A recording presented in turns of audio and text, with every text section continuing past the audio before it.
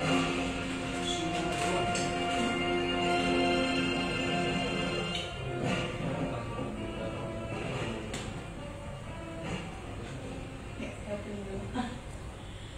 semua, Assalamualaikum warahmatullahi wabarakatuh. Selamat pagi, News Item Online Radio pagi ini menjumpai Anda kembali dari Senin 19 Mei 2025 dalam Parlemen Menyapa dalam topik peran DPRD dalam pemberdayaan koperasi dan UMKM Sumatera Utara. Bersama saya Amin Maulidia dan sudah hadir narasumber kita hari ini. Kita langsung siaran dari fraksi PAN ya. Ada Bang Muhammad Faisal Bahar, BIRKH-MH, anggota DPRD Provinsi Sumatera Utara dari Komisi C Fraksi PAN. Assalamualaikum Bang, apa kabar? Waalaikumsalam, alhamdulillah baik, semoga Mbak juga baik insyaallah ya. Amin, amin. Dan pendengar, Anda jangan lupa ya untuk bisa interaktif nih bersama kami di line kami di 0813 6109398 atau akses streaming kami di www.newsitem.com dan juga di sosial media kami karena saat ini sedang live, dan juga Anda bisa dengarkan kami di MOS FM Medan. Jadi untuk anak negeri Anda bisa ya untuk bisa interaktif bersama kami di sini. Nah, Bang, mau langsung aja nih ke topik kita hari ini ya, yaitu peran DPRD dalam pemberdayaan koperasi dan UMKM Sumatera Utara. Ini sebagaimana kita tahu ya Bang ya, bahwa koperasi dan UMKM ini kan adalah salah satu tulang punggung daerah bahkan nasional.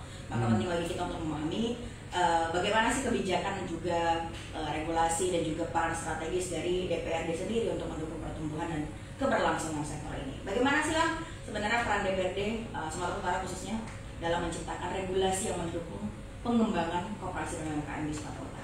Oke, selamat pagi buat para pendengar NR ya, semuanya di Sumatera Utara, tentunya khususnya di Kota Medan. Jadi di Sumatera Utara yang kita cintai ini, menurut laporan bahwasannya ada 1,16 juta pelaku usaha, baik itu koperasi, UMKM ya, dan 98,9%-nya merupakan usaha mikro kecil. Sementara 1,1%-nya itu adalah UMKM. Jadi dari semua ini itu menyerap 80% tenaga kerja. Jadi tentunya pemerintah Provinsi Sumatera Utara bersama mitra-mitranya ini betul-betul melakukan perhatian khusus, memberikan perhatian khusus kepada seluruh pelaku usaha UMKM dan koperasi. Karena kalau dibilang ini banyak loh, ya banyak 1,9. Iya, 1,16 juta ini banyak. Jadi tentunya pemerintah Sumatera Utara membuat regulasi-regulasi yang ikut referensi dari pemerintah pusat. Kalau misalnya dari pemerintah pusat itu yang terakhir ya, yang terakhir itu regulasinya itu tertuang pada Undang-Undang Nomor 49 Tahun 2018 terkait pengembangan, pemberdayaan dan juga pengawasan bagi pelaku usaha UMKM dan koperasi serta industri kecil menengah. Sedangkan di kita di Provinsi Sumatera Utara ini terakhir kita punya peraturan daerah di Perda Nomor 7 Tahun 2004 tentang pengawasan, pengembangan dan juga pembinaan para pelaku usaha koperasi, UMKM dan juga industri kecil. Jadi insya Allah tentunya bagi seluruh masyarakat Sumatera Utara, kita di Provinsi Sumatera Utara ini melalui pemerintah bekerja sama dengan Pemprov dan DPRD, kita bersama-sama membuat regulasi yang mana ini berpihak tentunya kepada masyarakat dalam pengembangan usahanya. Sebagaimana yang disampaikan tadi bahwasanya UMKM ini adalah garda terdepan ekonomi nasional kita saat ini, sebagaimana asta cita dari Bapak Prabowo Subianto, Presiden kita. Oke, nah Bang, tapi ada yang menarik nih kalau misalnya kita searching gitu di internet gitu ya soal UMKM Sumatera Utara, bagaimana regulasinya. Itu ada dua kota yang muncul, yaitu Medan dan Batubara, yang terlihat sangat fokus. Nah, dari 33 kabupaten kota yang ada di Sumatera Utara, dua yang paling menonjol ini. Nah, apakah memang baru dua kota ini yang memang benar-benar sangat fokus, atau memang datanya sebenarnya 33 kabupaten kota sudah fokus tapi tidak terupdate atau tidak terupdate? Mungkin kalau sesuai data ya Medan dan Batubara, tapi aslinya ya menurut fakta di lapangan juga bahwasanya di setiap daerah kita ini pelaku usaha mikro kecil ini sangat, bukan hanya di Kota Medan, Batubara saja. Contoh mungkin bisa kita lihat di Langkat. Di Langkat juga banyak, di Kota Binjai juga banyak. Terutama kota kita salah satunya adalah Siantar, ya. Kota Madya kita itu banyak juga itu pelaku usahanya di Siantar. Terutama juga kota lama kita, yaitu Kota Labuhan Batu. Ya, di Labuhan Batu juga itu di Prapat itu ya, itu banyak juga para pelaku usaha. Jadi sebenarnya kalau kita lihat data itu mungkin ya yang terdaftar. Oke, berarti yang regulasinya lebih konkret mungkin, Pak? Yang mereka terdaftar, mereka terdaftar di NIB-nya, ya kan, nomor induk berusahanya, ataupun mereka terdaftar di OSS ya, Online System Submission itu. Jadi mereka ada datanya di Dinas Koperasi. Jadi lebih muncul datanya ya? Lebih muncul. Mungkin yang di tempat lain, di kabupaten kota yang lain, mereka berkembang, tapi mungkin tidak terdaftar atau belum diupdate lagi datanya oleh Dinas Koperasi dan UMKM. Oke. Nah berarti itu kan kalau misalnya belum terdaftar ataupun belum terupdate, ini kan berarti perlu ya adanya pengawasan tadi pelaksanaan di lapangan agar seluruh UMKM di Sumatera Utara ini memang memiliki database yang jelas, kemudian juga tadi memiliki izin. Nah, bagaimana Bang pengawasan dilakukan DPRD sendiri? Jadi di DPRD melalui Perda kita, Peraturan Daerah Nomor 7 Tahun 2024 itu, bahwasannya sifat dari pemerintah Sumatera Utara dalam pengawasan dan juga pembinaan itu sifatnya adalah koordinasi, ya, pembinaan, konsultasi, ya. Nah, kalau misalnya dalam fungsi pengawasan itu tertuang di Pergub, kita ada di Pergub ya tahun 2018 juga, bahwasanya Dinas Koperasi dan UMKM ini membina dan juga mengawasi baik dalam pembiayaan dan juga dalam pengelolaan modalnya, serta apabila nih si pelaku usaha ini UMKM ataupun koperasi ataupun industri kecil ini dia tidak mendaftar ulang, misalnya dia tidak mendaftar ulang ke dinas, ketika sudah not update gitu kan, udah nggak update lagi izinnya itu, maka dia tidak diikut sertakan atau tidak dilibatkan ketika dia ada program-program yang memberikan kemudahan dan fasilitas kepada bantuan kah, pembinaan. Jadi kan di Sumatera Utara ini itu ada namanya sistem dana bergulir, ada juga sistem pembinaan pembinaan koperasi dan UMKM ini melalui dari APBD Sumatera Utara juga. Jadi kalau misalnya dia nggak update izinnya atau dalam 6 bulan ya koperasi UMKM itu tidak mendaftar ulang, maka bisa jadi tidak ada lagi namanya gitu di data itu, Mbak. Jadi makanya ini kami menghimbau juga kepada masyarakat bahwasanya ini penting, harus ada namanya IB, nomor induk berusaha, ada namanya OSS minimal itu ya. Jadi segala sesuatunya baik dari informasi, baik dari fasilitas itu dan kemudahan bagi pelaku usaha itu bisa didapatkan dan bisa diakses. Oke, nah seperti apa nih Bang kemudahan ataupun himbauan juga kepada masyarakat untuk bisa tadi memiliki NIB dan OSS-nya ini kan tentu mungkin kadang ada yang update dianggap mungkin regulasinya yang lama, birokrasinya mungkin juga lama. Nah ini seperti apa, Bang? Jadi sebenarnya ini Mbak, ya kalau misalnya kita lihat ya masyarakat kita ini sebenarnya ada juga kesalahan dari kekurangan ya, bukan kesalahan ya, mungkin ya kelalaian dari si Dinas Koperasi dan UMKM ini kurang namanya sosialisasi kepada masyarakat. Ya. Kurang sosialisasi kepada masyarakat sehingga masyarakat ini banyak yang mohon maaf ya belum paham kebanyakan di antara kita. Karena memang ketika mereka tahu bahwasannya kalau misalnya saya terdaftar di Dinas Koperasi di UMKM ataupun saya terdaftar di pemerintah gitu, nanti saya wajib bayar pajak.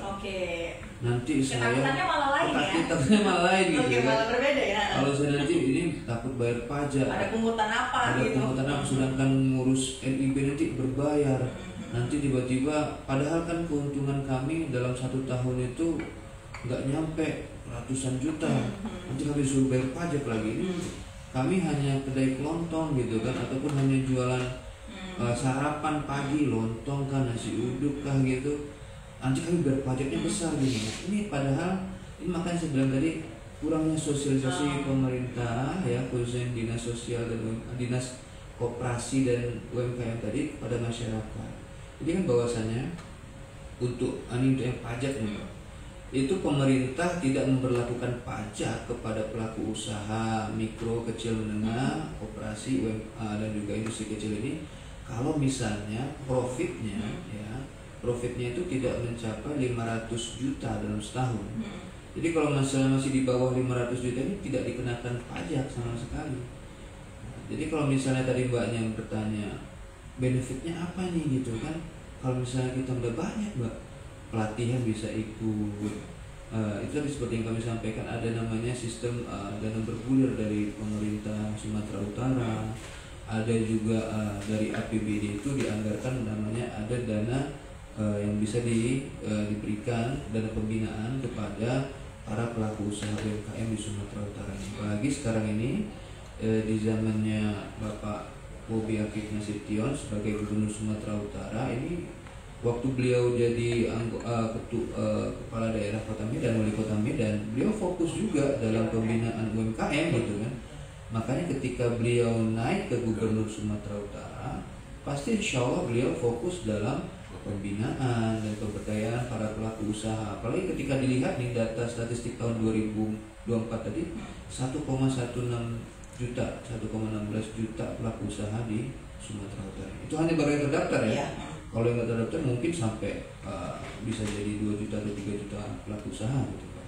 Oke, baik. Nah ini kan kita juga pasti ngomongin soal alokasi anggaran ya, untuk tadi mendukung pemberdayaan UMKM di Sumatera Utara. Ini kalau kita lihat tahun lalu nih dari data, katanya Sumut mengalokasikan sekitar 11 miliar nih bantuan untuk UMKM. Kalau di 2025 ini seperti apa Bang? Dan pengawasannya juga bagaimana? Kalau di 2025 ini mungkin ya dikarenakan Bapak Prabowo Subianto kita ini, Presiden kita sedang ada program efisiensi ya, jadi kemungkinan anggaran yang sebenarnya kalau bisa dilihat di 2004-2025 ini mungkin hampir sama ya. Tapi dikarenakan adanya efisiensi dari pemerintah pusat ini, program ini, sehingga akhirnya ya mendapatkan penundaan dulu sementara bagi para pelaku usaha. Tapi tentunya pembinaan itu tetap dilakukan ya kan. Sifat koordinasi, konsultasi, dibantu gitu, apapun ceritanya itu pasti pemerintah Sumatera Utara memprioritaskan para pelaku usaha. Oke, nah lalu bagaimana nih Bang menjawab pertanyaan-pertanyaan masyarakat tadi? Kalau pengurusan NIB aja kadang takut dipotong pajak. Nah ini katanya anggaran juga diefisiensi. Itu kan ada pertanyaan-pertanyaan nih dari pelaku UMKM soal efisiensi ini. Gimana juga DPRD menjawab ini nih Bang ke masyarakat? Jadi sebenarnya masyarakat tidak perlu khawatir, karena memang efisiensi anggaran ini hanya di pemerintahan saja. Jadi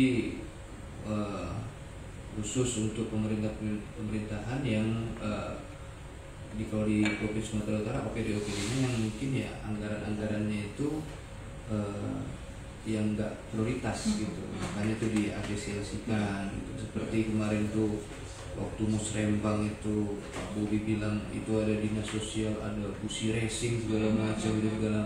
Nah itu kan artinya kan ada anggaran-anggaran yang non prioritas yang perlu diefisiensikan, ditiadakan dulu lah gitu.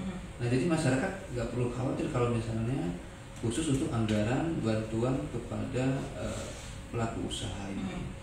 Nah, jadi tentunya kalaupun toh ada efisiensi ya itu pun nggak banyak, karena ini kan dia fokusnya ke masyarakat. Sama seperti BPJS alokasi dananya tetap sama seperti di APBD kita ada namanya unregister kalau misalnya untuk rumah sakit haji ya, rumah sakit haji itu itu juga efisiensinya nggak begitu banyak. Jadi kalau misalnya yang berhubungan langsung dan bersentuhan masyarakat program itu tadi efisiensinya nggak begitu banyak. Tapi kalau memang misalnya seperti infrastruktur, revitalisasi, rehabilitasi itu mungkin akan lebih banyak dia. Selanjutnya kalau NIB, masyarakat juga nggak perlu khawatir bahwasanya sudah tertuang di undang-undang, peraturan dan juga regulasi bahwasannya NIB dan pendaftaran OSS ini serta pendaftaran kalau misalnya dia bergerak di food and beverage dia perlu perizinan halal, ini semuanya gratis. Kita kan tahu pemerintah pusat bahkan bilang di bawahnya gratis. Nah kalaupun toh ada oknum-oknum di bawah yang membilangkan oh ini saya bantu gitu kan, saya bantu dalam pengurusannya, itu mungkin dia menawarkan jasa. Kalau misalnya jasa yang menawarkan ya mungkin ya adalah sedikitnya mungkin ya kita berikan dia. Tapi kalau misalnya lebih baik ya lebih afdal nanti kita langsung ngurus aja, ngurus sendiri di dinas koperasi untuk ngurus NIB-nya atau secara online ini untuk ngurus OSS itu perizinannya. Nah, kami undang kembali ya Anda untuk bisa interaktif ya bersama kami di sini bersama dengan Pak Faisal di 081361093928 atau Anda bisa tinggalkan pertanyaan dan juga komentar Anda di Instagram kami karena saat ini sedang live. Nah, Bang, terus gimana nih DPRD Sumatera Utara sendiri, Abang sendiri kalau misalnya juga turun ke masyarakat menampung nih aspirasi masyarakat terkait dengan tadi usaha-usaha mereka tentang koperasi dan lain-lain. Memang ketika kami turun dalam kegiatan reses dan kegiatan sosialisasi perda, ini masyarakat selalu bertanya, khususnya tentang pertanyaan-pertanyaan yang ya begitulah pertanyaan di masyarakat itu.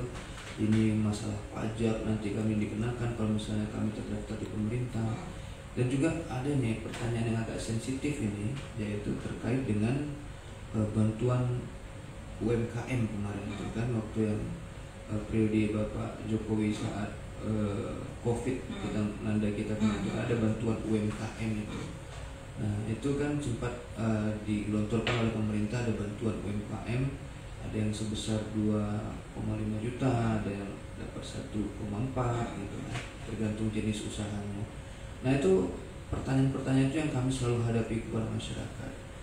Nah ini mungkin sedikit lah kita share kepada masyarakatnya biar kita juga memberitahukan bahwasannya kemarin yang ada bantuan pemerintah terkait dengan bantuan UMKM itu, ada yang sebagian dapat, ada yang sebagian enggak. Nah ini sebenarnya yang sebagian enggak ini karena kuota dari pemerintah juga enggak terlalu banyak. Terbatas ya. Terbatas. Jadi mungkin ada yang tetangganya dapat, sama-sama jualan nih gitu kan, sama-sama punya kedai kelontong, yang satu dapat, yang satu enggak gitu. Ya akhirnya mengalami ya kecemburuan. Ada polemik lah jadinya antar tetangga ya. Iya, tetangga masa gitu. Ya.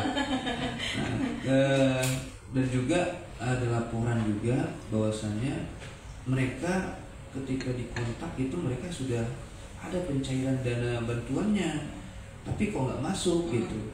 Nah ternyata setelah kami cross check, kami cari tahu itu ada oknum.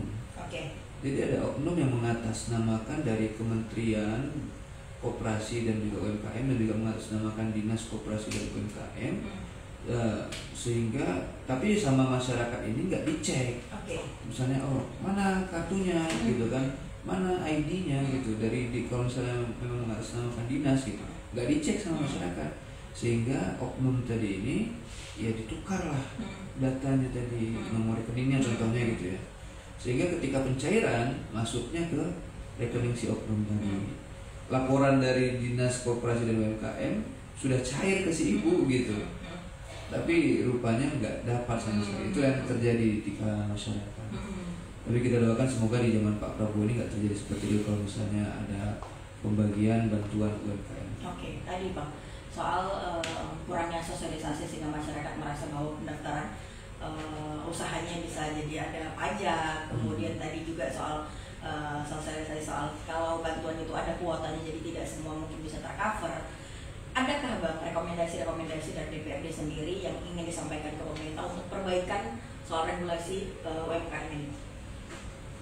Sebenarnya dari pemerintah Sumatera Utara dan juga di DPRD Sumatera Utara ini kita sudah sinkron ya, karena di pemerintah punya Pergub nomor 49 tahun 2018, di DPRD kita punya Perda nomor 7 tahun 2004, dan ini pemerintah Sumatera Utara sudah memberikan kami mengamanahkan, memberikan mandat bahwasanya kita boleh melakukan sosialisasi peraturan daerah terkait dengan perlindungan, pengawasan, pembinaan para pelaku usaha UMKM koperasi dalam bentuk sosper gitu kan di kalangan masyarakat. Ini yang kami selalu lakukan, kami sampaikan kepada masyarakat bahwasanya mudah loh ngurus izin ini, nggak banyak loh, nggak bayar loh sama sekali gitu ya.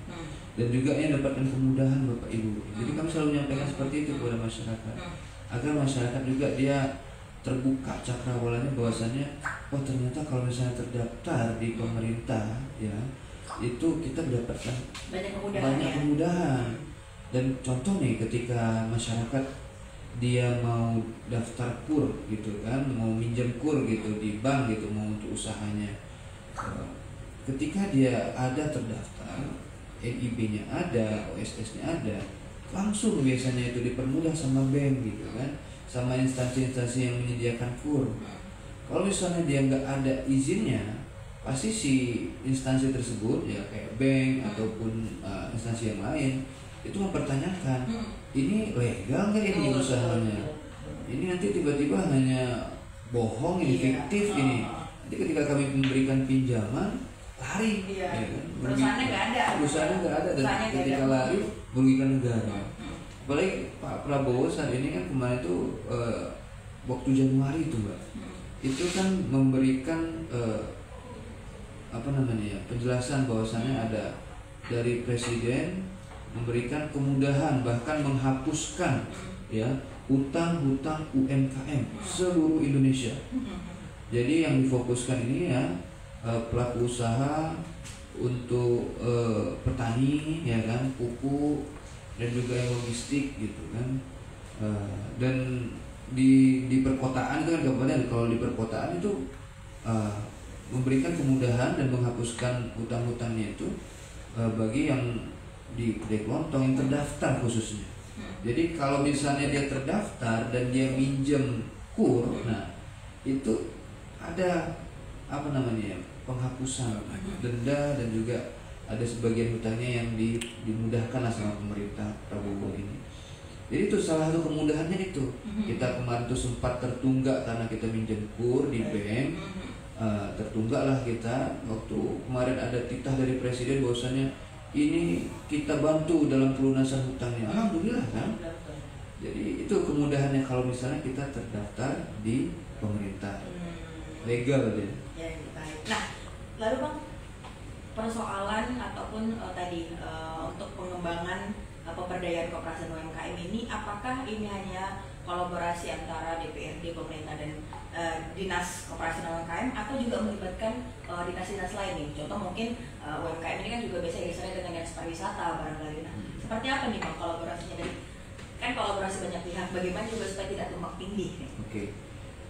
Kalau misalnya kolaborasi di luar pengawasan ya dan juga pembinaan ini banyak sebenarnya. Misalnya seperti di Indonesia kan kita punya HIPMI, di Sumatera Utara kita juga punya HIPMI ya. Kita juga punya Kadin ya, Kamar Dagang Indonesia. Jadi kolaborasi antara pemerintah dengan Kadin ya, instansi luar pemerintah ya, Kadin, HIPMI ini kan sama juga, ini membantu masyarakat supaya bahwasannya UMKM ini nggak perlu takut loh, nggak ada yang ngawasin, karena tertuang dalam undang-undang ya bahwasannya kalaupun misalnya nih di suatu daerah nih, di dalam perda kita ada tuh pemerintah daerah itu wajib menyediakan daerah cadangan 10% dari daerah itu untuk pelaku usaha UMKM. Jadi kalau misalnya sampai pun nggak ada tempat, pasti wajib ada tempat gitu, 10% minimal. Nah jadi bahwasanya kolaborasi antara pemerintah, ada HIPMI, ada Kadin, dan juga himpunan-himpunan pengusaha-pengusaha yang lain ini pasti punya tujuan yang sama, yaitu membantu dan juga memperdayakan dan juga mengembangkan para pelaku usaha UMKM. Nah, membantu dalam segi hal koordinasi, dalam segi hal ya sosialisasi juga. Karena memang kalau misalnya UMKM ini nggak dibina bisa hancur kan. Ya, karena penopang ekonomi kita ini ya dari ini pelaku usaha kecil menengah.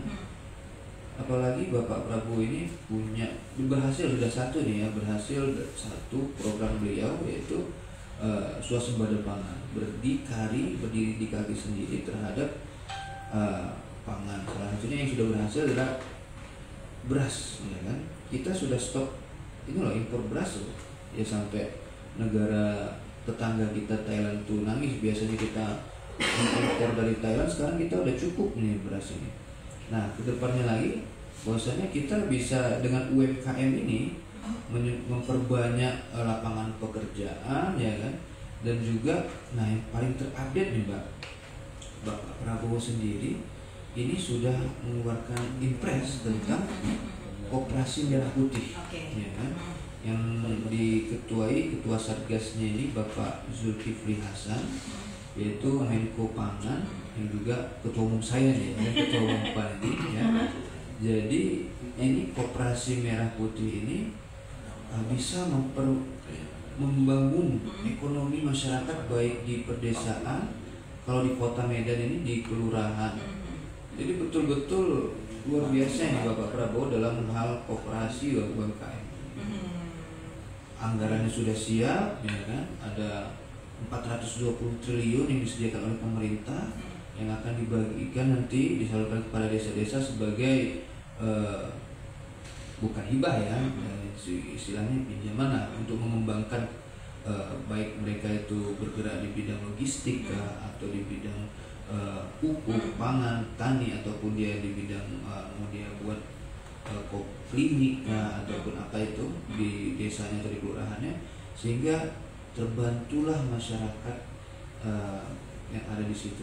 Oke, baik. Berarti kita tinggal menunggu pelaksanaan juga pengawasan ini ya Pak. Insya Allah. Dan kita harus break dulu nih. Dan pendengar jangan kemana-mana karena kami akan kembali saat lagi.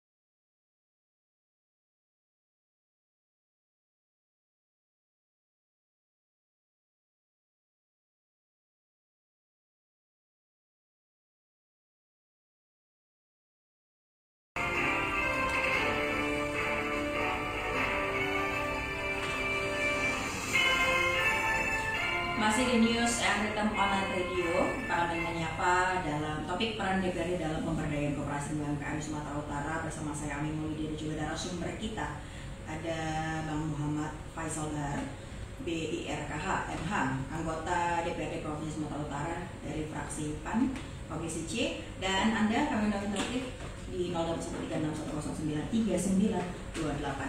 Saatnya saya bacakan pertanyaan sudah masuk melalui WhatsApp.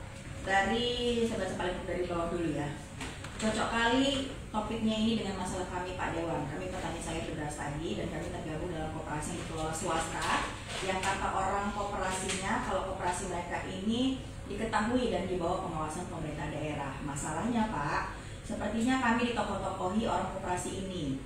Pertanyaan saya, apakah benar ada koperasi swasta di bawah pengawasan pemerintah daerah?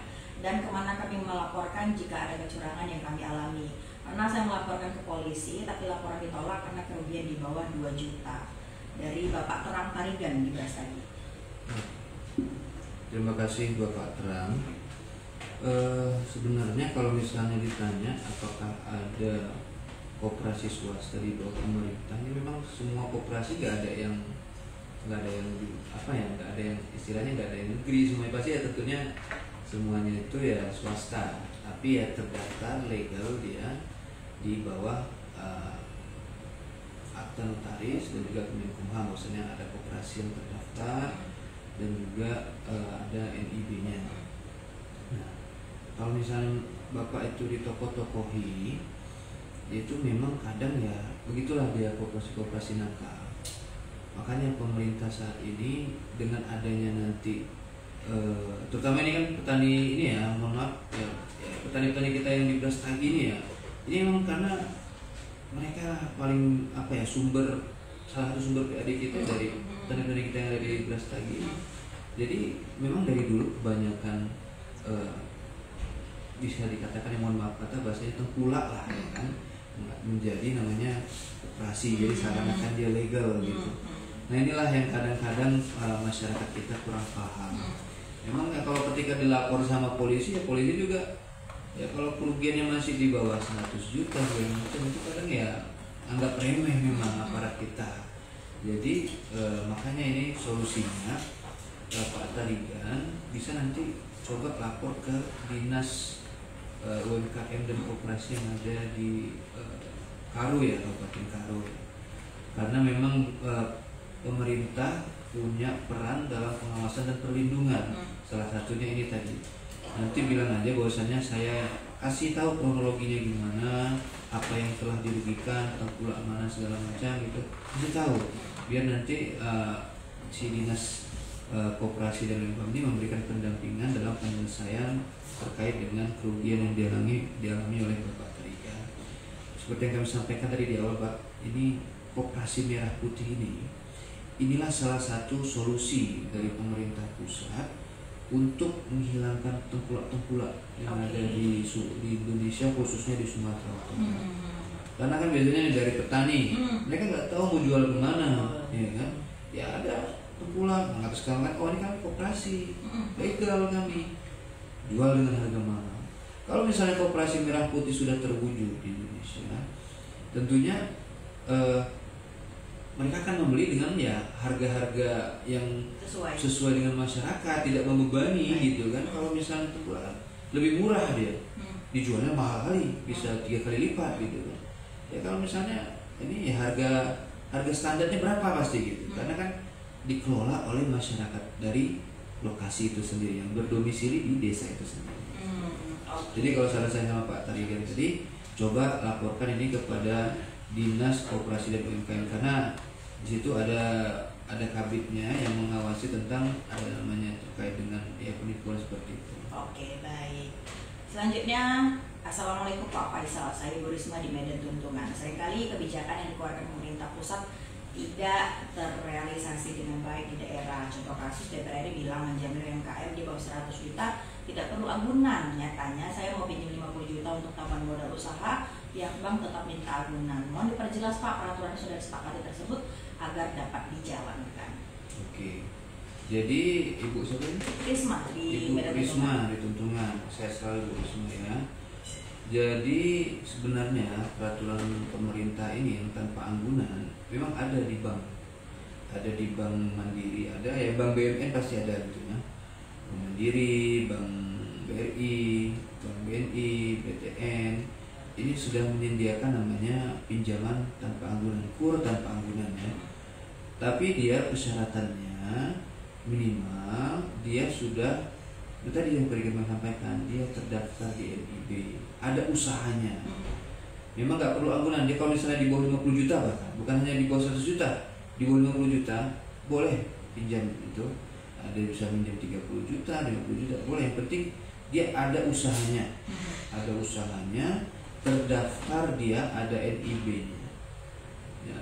Kalau misalnya di atas 50 juta atau di atas 1 juta baru dia pakai anggunan rumah kah, anggunan apa, aset segala macam. Memang betul tadi, betul kata Bu Risma.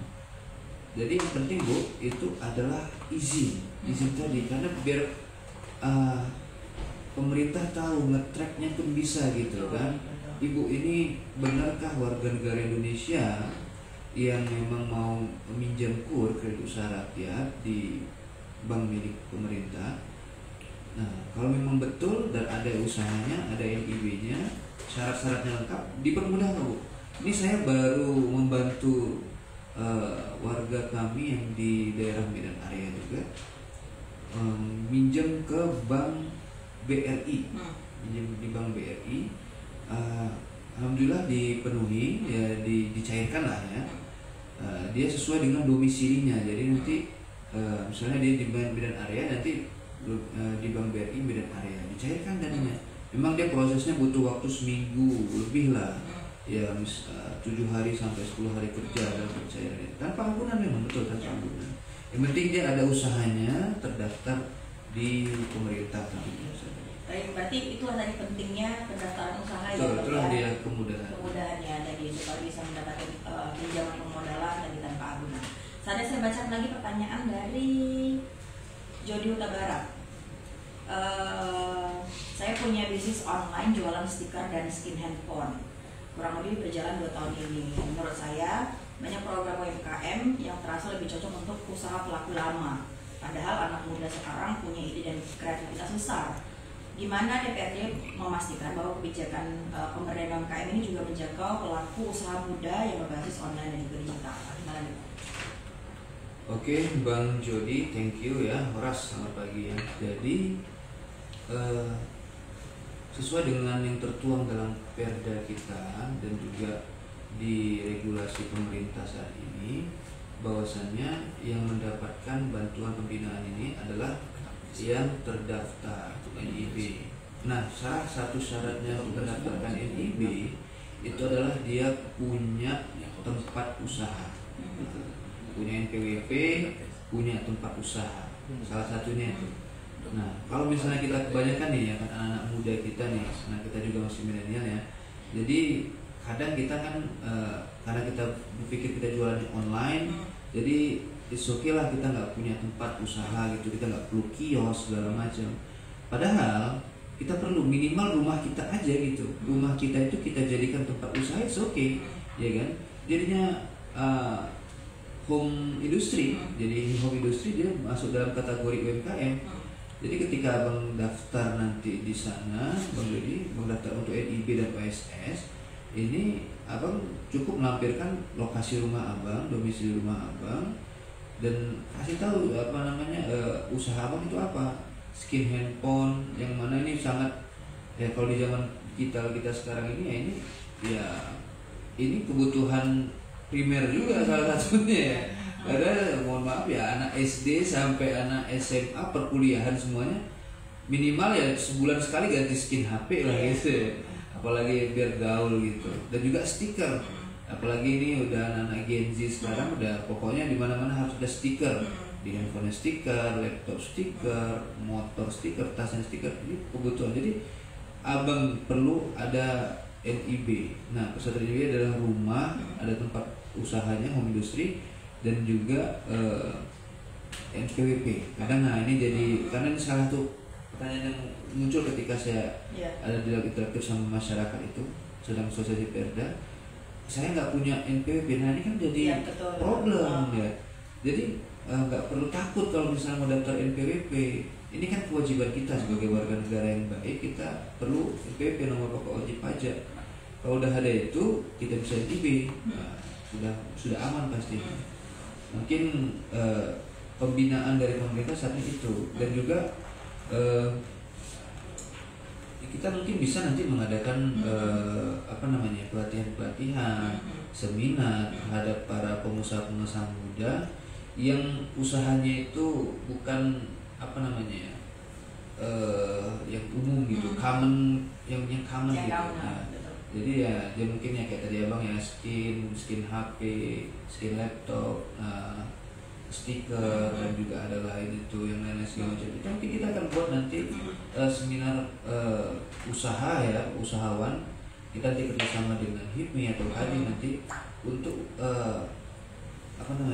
usaha-usaha kreatif khususnya. Insya Allah nanti bang, boleh nanti kita juga. Pokoknya penting kalau dari pemerintah sendiri harus ada NIB, harus ada OSS-nya, sehingga nanti pemerintah bisa memberikan solusi dan juga pengawasan yang baik bagi yang terdaftar itu ya. Mohon maaf lah kalau yang bagi yang belum mendaftar, ayolah kita daftar. Oke, Bang. Nah tadi menyambung dari pertanyaan Bang Jody tadi mengenai kan sekarang bisnis kan juga semakin berkembang, ada transformasi, ada digitalisasi, dan semakin banyak jenis-jenis usaha yang bisa dilakukan. Tadi ada, kalau dulu mungkin kita jualannya handphone aja, sekarang ada skin handphone dengan segala macam aksesorisnya. Kemudian juga kalau kita lihat sekarang ada juga bisnis-bisnis berbasis digital yang basicnya juga ada jasa tapi juga ada barangnya. Nah ini kan perlu adanya mungkin ada regulasi tambahan atau regulasi yang relevan nih Bang terhadap bisnis-bisnis anak muda saat ini Bang. Gimana Bang? Betul sekali Mbak Mia. Jadi memang ini harus ada update. Ini sebenarnya sudah nggak update lagi nih yang Perda kita nomor 7 tahun 2004 ini, sebenarnya harus ada update. Ini sedang kami ajukan memang ya di Bapemperda, Pembentukan Peraturan Daerah terkait dengan peraturan daerah yang terbaru nantinya, revisinya karena memang udah ketinggalan zaman. 2004 udah 20 tahun yang lalu ya. Sedangkan pemerintah pusat itu baru mengeluarkan peraturan pemerintah yang terbaru tahun 2021 gitu kan. Jadi memang ya saat ini kita sedang mengusulkan ini bisa jadi regulasi yang prioritas nantinya diajukan di Bapemperda sehingga terbentuklah perda yang baru, sehingga bisa menjamin seperti ya usaha-usaha kreatif lah, ekonomi kreatif lah bisa kita katakan ini. Karena kan anak muda sekarang kan nggak mau yang monoton gitu ya, aman yang monoton gitu. Yang beda gitu ya. Beda. Yang saat ini aja ya paling kecil, contoh paling kecilnya ini itu sudah karena memang lagi boomingnya, lagi hype-nya ini AI gitu ya. Ini sudah muncul nih di sosial media jasa edit AI gitu kan, untuk jadi wallpaper dia kah, atau untuk jadi yang di feed di Instagramnya, di TikToknya muncul. Dan ini kan mahal Mbak. Kalau misalnya Mbak lihat itu untuk edit AI gitu kan, mau edit video kah atau edit foto itu bisa 200-300 ribu itu sekali diedit gitu kan, paling kecil itu. Jadi memang ya, ekonomi kreatif kita ini harus kita tingkatkan juga, dan juga insya Allah ya kedepannya ini dalam waktu dekat pemerintah Sumatera Utara, dalam hal ini ada DPRD Sumatera Utara, di bidang Badan Pembentukan Peraturan Daerah saya juga terdaftar di situ sebagai anggota Bapemperda. Kita mau mengusahakan adanya perda yang baru, update-nya dari perda yang tahun 2004 tadi tentang UMKM dan koperasi industri kecil tadi. Yang sesuai dengan zaman sekarang ya. Iya, dia harus ngikutin zaman. Oke. Pertanyaan selanjutnya dari Pak Idris Medan Ampla. Saya pelaku rumah tangga, tepatnya produksi speaker audio. Seringkali usaha kita nih kalah harga dengan produk-produk Cina yang bebas masuk ke Indonesia. Kita tidak bisa bersaing dari segi harga karena bahan baku kita harga dasarnya sudah mahal. Mohon maaf Pak, untuk produk-produk asal Cina itu dapat dikontrol sehingga tidak mematikan usaha dalam negeri, dan saya yakin produksi rumahan lain juga mengalami hal yang sama. Oke Pak Idris, selamat pagi Pak, insya Allah selalu sehat selalu ya. Jadi kalau misalnya kita diskusi tentang barang Cina ini ya, memang ya bisa dikatakan kita sebagai pelaku usaha lokalnya pasti kalah saing. Ya dalam bidang garment aja lah Mbak, contoh ya, kita 100.000 mungkin bisa cuma dapat 1 baju. Kalau di Medan ini bisa paling maksimal 2 baju lah. 100.000 barang dari Cina bisa 4 kaos dia, bisa 4 baju gitu kan, 100.000 tuh. Karena saya juga, kalau bilangnya saya juga pelaku usaha juga Mbak, saya punya usaha di pajak sentra, masih beraktif sekarang ini. Jadi memang Pak Idris ya, kalau speaker apalagi ya, speaker ini kan semuanya saya tahu betul itu, karena saya sering ke Medan Amplas, saya sering ke Medan Geni, daerah Menteng juga itu memang banyak sekali itu para pelaku usaha speaker pesta lah, untuk masjid segala macam itu kita tahu gitu. Memang sangat ya, kalau dibilang orang lebih prefer untuk barang Cina, memang besar. Ini kan betul, kalau Cina itu kan barang besar, mengkilat, cantik, eye catching, tapi ya dipakai seminggu 2 minggu mungkin, maaf ya, sebulan 2 bulan lah gitu kan. Rusak. Memang kalah kualitasnya sama barang kita gitu. Kalau misalnya dibatasi Pak, memang saat ini susah untuk membatasinya.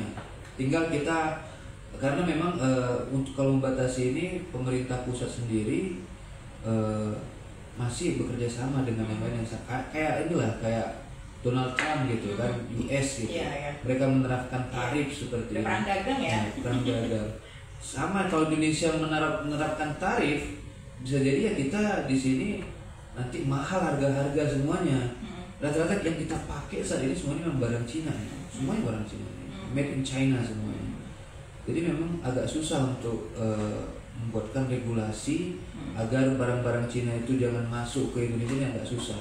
Tapi caranya, kalau menurut saya nih ya, sebagai pandangan sebagai sesama pelaku usaha, kita punya aksi kompetitif aja. Contoh misalnya ketika harga speaker tadi punya Bapak harganya 700.000, harga si yang speaker Cina tadi 400.000 nih. Ya bilang aja bahwasannya ini kualitas bagus, waranti, ajukan aja.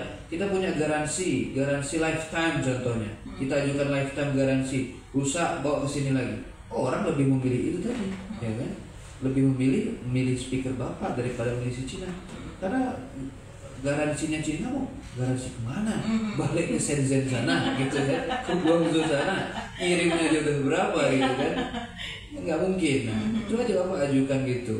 Nih ada speaker kami, kualitas lebih baik, garansi saya kasih, garansi Bapak mau minta berapa tahun, insya Allah saya kasih. Gitu Pak. Kita punya strategi usaha aja gitu sekarang. Kalau misalnya regulasi pemerintah saat ini, setahu kami memang belum bisa untuk membatasi barang-barang dari China untuk masuk, karena ya saat ini ya kita lihat aja lah, mobil-mobil listrik China udah masuk dan kalah, udah mobil Jepang semuanya udah rata pakai mobil listrik Cina semuanya. Jadi gitu ya.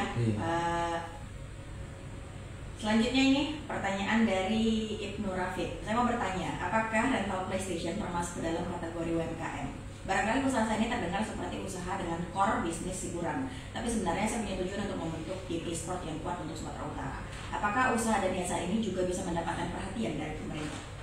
Kalau rental PS ini termasuk ini UMKM juga, karena segala sesuatu yang dimulai dari usaha rumahan, usaha home industry ya, yang dia tidak ada bantuan dari, ketika permodalannya tidak ada bantuan dari pemerintah, ini sudah masuk kategori UMKM gitu. Jadi rental PS ini ya home entertainment industry gitu kan, jadi memberikan jasa entertain kepada anak-anak muda untuk mengisi waktu luangnya, itu bagus. Nah, apalagi punya cita-cita mulia ini ya, salah satu cita-cita mulia adalah membuat e-sport team. Nah, karena kemarin itu pemenang e-sport PES ya, e-football itu Indonesia Mbak. Indonesia kalau nggak salah lawan Brazil kalau nggak salah itu finalnya, Indonesia menang. Nah, kalau misalnya si Bang siapa namanya? Bang Ibnu Rafid ini fokus di sana, apalagi rental PS sekarang ini udah premium rata-rata Mbak. Nggak boleh lagi ngerokok di dalam, sama kayak rental internet sekarang ini nggak boleh lagi merokok, udah premium lah sekarang, udah top sekarang, udah enak sekarang kita. Wah, ada sofa di dalam, ini memberikan kenyamanan kepada para yang rental ini. Makin banyak nanti dalam waktu semakin untung. Ya sama tadi yang kami sampaikan dari yang seperti si Bang siapa tadi yang stiker tadi itu, Bang Jody ya. Insya Allah kita juga pengen juga buat regulasi tentang entertain. 2004 mungkin dulu rental PS belum ada, di Medan ini belum banyak gitu. Sudah ada tapi belum banyak gitu kan. Nah, ada memang rental PS 2004 tapi belum banyak. Nah sekarang ini kan udah masuk dalam kategori ekonomi kreatif itu, ya kan, dia di bidang entertainment. Ya, nanti mungkin kita akan update Bang perdanya sehingga regulasi tadi bisa mengatur kemudahan abang mendapatkan fasilitas dari pemerintah dan bisa jadi prioritas lah ketika ada turni ya, turnamen segala macam, sehingga rental-rental PS, yang usaha-usaha rental PS ini diperhatikan oleh pemerintah nantinya, baik dari fasilitas, akses, nanti kemudahan lainnya lah nanti mungkin bisa ditawarkan nanti ketika ada regulasi yang terupdate dari pemerintah Sumatera Utara. Nah kalau misalnya dari regulasi pemerintah pusat ini, coba aja Bang nanti cek di Undang-Undang Nomor 18 tahun 2021 tentang UMKM yang baru nih nanti ya. Apakah di situ ada? Saya belum cek ya. Nah, saya belum cek nih. Nanti mungkin bisa Bang Ibnu Rafid cek sendiri, bisa ada nggak di situ yang tertuang tentang ekonomi kreatif ini. Oke, baik. Berarti kita juga sambil menunggu ya regulasi update nih dari Sumatera Utara terkait ekonomi kreatif. Terakhir saya bacakan pertanyaan dari Bapak Mangatus Ginting di 3 Raja Karo. Selamat siang Bang Faisal, mohon didorong dinas-dinas terkait untuk lebih maksimal memberikan pelatihan buat kita pelaku UMKM. Maksudnya menjangkau pasar dan membangun merek yang kuat dapat menghambat pertumbuhan usaha kita. Nah gimana nih Bang supaya usaha nggak gitu-gitu aja? Menjual-jual Pak Mangatas ya. Jadi memang seperti yang kami sampaikan tadi, rata-rata dinas ini kurang sosialisasinya kepada masyarakat ini, sehingga masyarakat nggak tahu cara pengembangan biar lebih top lagi. Padahal nih ya, Karo ini kan penghasil sayuran buah-buahan terbaik ini, diimpor ke Pineng, diekspor ke Pineng, diekspor ke Malaysia, itu semua yang terbaik itu. Yang tersisa yang agak kurang baik itulah masuk ke Medan tadi ya. Ya udah sisa-sisa lagi sisa ya. Memang ekspor terbaik ke luar negeri nih, alhamdulillah. Ya memang saat ini kurangnya sosialisasi tentang bagaimana mengembangkan supaya usaha kita lebih baik lagi. Ini bahkan ini yang lebih banyak sosialisasi ini bukan dari pemerintah, malah dari ya seperti HIPMI tadi, lembaga-lembaga di luar pemerintah ya kan. HIPMI, Kadin, bahkan ya himpunan pengusaha himpunan pengusaha pribumi, HIPI, itu kebanyakan yang melakukan membantu para pelaku usaha itu gitu loh, bukan pemerintah. Padahal anggaran ada loh di pemerintah gitu. Itu selalu dianggarkan setiap tahunnya, itu ada anggaran pengembangan pelaku usaha, ada itu anggarannya ada. Tapi nggak tahu kemana arahnya. Ini yang menjadi tanda tanya ini. Ya. Kami juga menghimbau kepada dinas-dinas ini supaya kalau misalnya ada dinas-dinas yang benar, tolonglah, kita kan mau jadi Sumatera Utara yang berkah sebagaimana yang disampaikan oleh Pak Bobi, punya cita berkah Sumatera Utara ini. Ayo sama-sama kita menggunakan anggaran ini sesuai dengan program tadi. Jangan untuk yang lain-lain. Kebanyakan ini program tadi untuk yang lain-lain, jangan anggaran untuk yang lain-lain, sehingga anggaran untuk pengembangan supaya membantu bisa lebih top lagi ini nggak ada. Contohnya kebanyakan ya, ini saya tahunya nih, saya dari teman-teman juga menyampaikan bahwasannya mereka yang di Karo sana ya, yang di Prestagi, yang di Kabanjari sana, itu buah-buahannya, sayur-sayurannya ini yang menyediakan jasanya itu ataupun membantu itu bukan dari pemerintah, lain-lain gitu. Pemerintah nanti ya ikut nimbung terakhiran gitu. Itulah kebiasaan buruk dari pemerintah kita Indonesia. Kadang yang berhasil si fulan, kita tinggal nimbrung aja. Ini yang harus memang kita evaluasi, usiku wa nafsi ya. Usiku wa nafsi bitaqwallah, kita sama-sama evaluasi. Ini menunjukkan kepada diri saya sendiri juga dan juga kepada seluruh pemerintah ya. Bahwasanya janganlah kita istilah politiknya nembak di atas kuda. Nah, itu dia. Jangan kita nembak di atas kuda. Kalaupun kita mau terlihat terakhir, kita harus ada kontribusi membantu mereka. Kita harus ada kontribusi, ikut andil, ikut sertalah dalam keberhasilan mereka tadi. Insya Allah Bang Mangatas ya, kita akan selalu himbau ini kepada dinas-dinas terkait, pemerintah Provinsi Sumatera Utara dan juga kabupaten kota supaya sosialisasi tadi terus berkembang. Dan juga kami juga menyampaikan kepada teman-teman juga bahwasannya ada juga dari pemerintah pusat juga, dari Kementerian UMKM dan Koperasi itu juga ada sosialisasi ke daerah-daerah. Jadi mintalah abang kepada dinas-dinasnya supaya ngambil dari program dari pusat juga gitu. Jangan sampai ini kebanyakan program pusat ini terjunnya bukan ke Sumatera Utara, ke daerah ke Jawa, ke Kalimantan. Sayang loh, padahal programnya kan seluruh Indonesia. Makanya sampaikan kepada pemerintahnya ataupun teman-teman kita yang di DPR, ada loh program pusat gitu kan. Coba dibawa ke Sumatera Utara, ke Paru gitu, kemana gitu, ke Medan, supaya nanti para pelaku usaha itu dapat pelatihan dari program tadi supaya lebih berkembang usahanya. Oke, baik. Nah, sebelum itu saya ingin menyampaikan nih apa yang disampaikan oleh penonton kita di Instagram ya. Ada Bang @hafifrahman.sh. Semangat Abang Da Faisal, kalau bisa Abang Da Faisal jadi calon gubernur Sumut. Dari sampaikan ya Bang ya. Oke, Bang. Tapi tadi pertanyaan Pak Mangatas tadi menjadi pertanyaan terakhir kita di episode kali ini. Sebelum itu apa nih pesan dan juga himbauan yang ingin disampaikan ke masyarakat Sumatera Utara khususnya? Kami menghimbau kepada usiku wa nafsi, menghimbau kepada diri kami dan juga kepada seluruh masyarakat Sumatera Utara bahwasannya jangan don't give up ya, don't give up dengan keadaan saat ini. Terus kita berjuang, insya Allah usaha nggak akan mengkhianati hasil. Sebesar mana usaha kita, insya Allah itulah yang akan kita dapatkan. Allah juga nggak akan namanya itu memberikan hasil yang buruk apabila hambanya itu telah berusaha. Jadi insya Allah kalau misalnya nggak sekarang, kayak lagu ya kan, kalau nggak hari ini mungkin minggu depan, kalau minggu depan bulan depan, kalau bulan depan tahun depan ya, insya Allah akan ada hasilnya. Terus saja, don't stop believing. Don't stop believing. Bang, terima kasih waktunya nih. Sama-sama. Di teman-teman bisa bertemu di Senin pagi ini.